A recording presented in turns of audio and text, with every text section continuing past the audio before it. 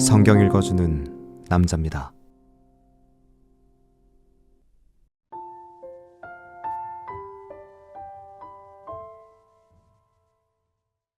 예수께서 돌아오심에 무리가 환영하니 이는 다 기다렸음이로라.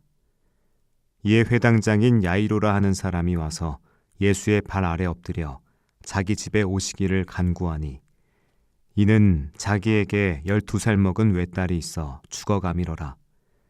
예수께서 가실 때 무리가 옹이하더라. 이에 12해를 혈루증으로 앓는 중에 아무에게도 고침을 받지 못하던 여자가 예수의 뒤로 와서 그 옷가에 손을 대니 혈루증이 즉시 그쳤더라. 예수께서 가라사대 내게 손을 댄 자가 누구냐 하시니 다 아니라 할 때에 베드로가 가로되 주여 무리가 옹이하여 미나이다. 예수께서 가라사대 내게 손을 댄 자가 있도다.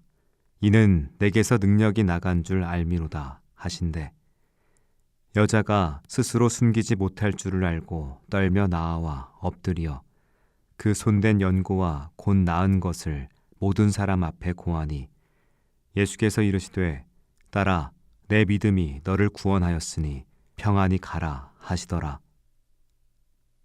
아직 말씀하실 때 회당장의 집에서 사람이 와서 말하되 당신의 딸이 죽었나이다. 선생을 더 괴롭게 마소서 하거늘 예수께서 들으시고 가라사대 두려워 말고 믿기만 하라. 그리하면 딸이 구원을 얻으리라 하시고 집에 이르러 베드로와 요한과 야고보와 및 아이의 부모 외에는 함께 들어가기를 허하지 아니하시니라. 모든 사람이 아이를 위하여 울며 통곡하매 예수께서 이르시되 울지 말라. 죽은 것이 아니라 잔다 하시니 저희가 그 죽은 것을 아는 고로 비웃더라. 예수께서 아이의 손을 잡고 불러 가라사대 아이야 일어나라 하시니 그 영이 돌아와 아이가 곧 일어나거늘 예수께서 먹을 것을 주라 명하신대 그 부모가 놀라는지라. 예수께서 경계하사 이 일을 아무에게도 말하지 말라 하시니라.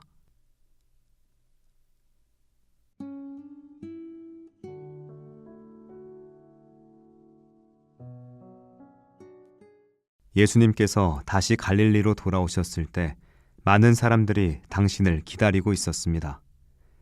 그 중에 한 사람이 앞으로 나아왔습니다.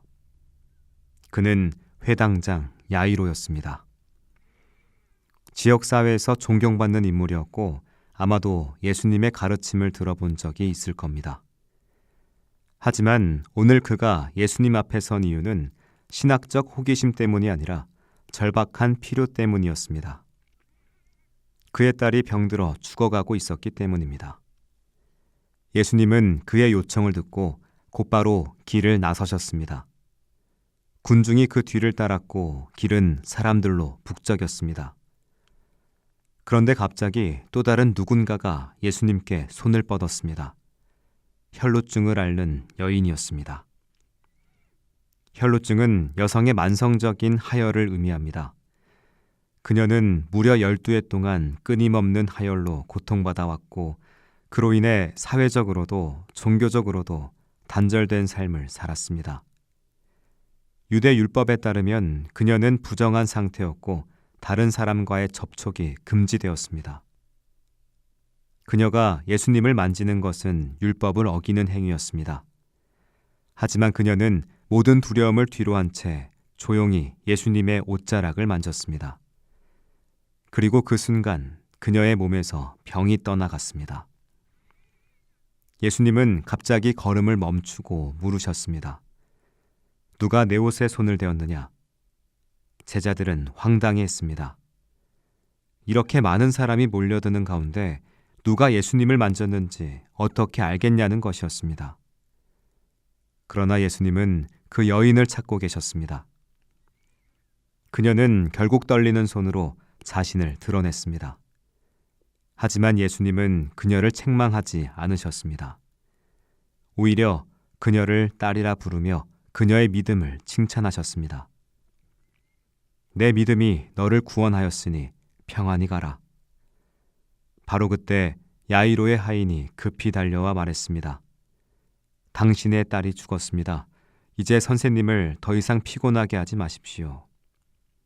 모두가 끝났다고 생각했습니다.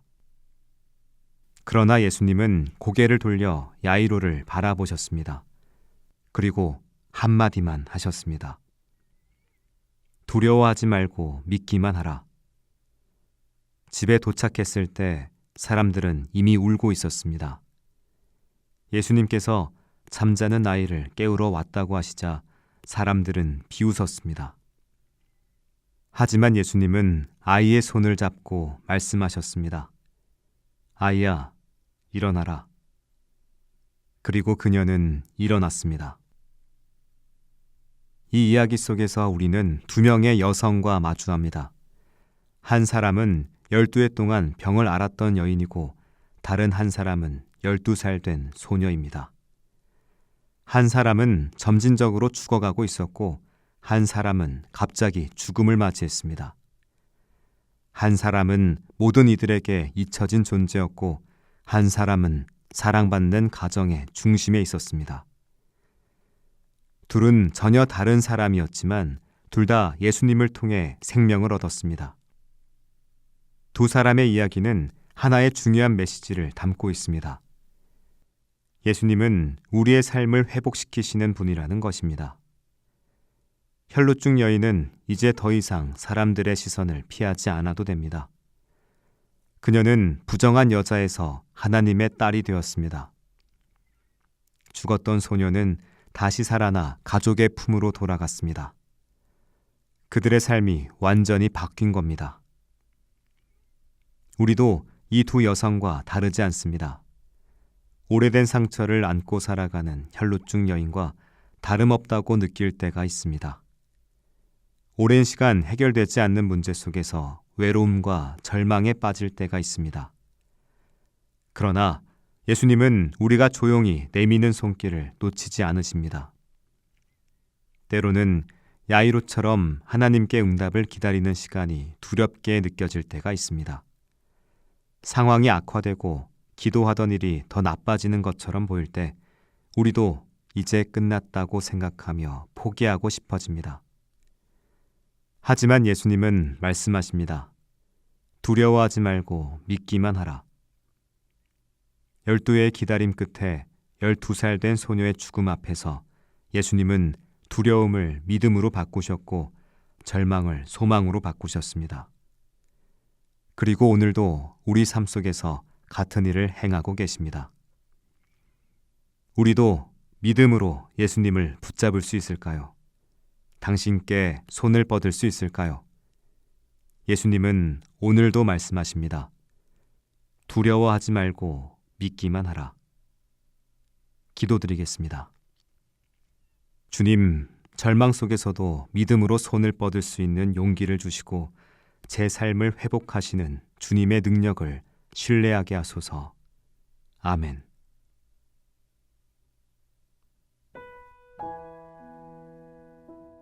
지금까지 묵상에 함께하는 교회 홍정한 목사, 내레이션 성경 읽어주는 남자였습니다.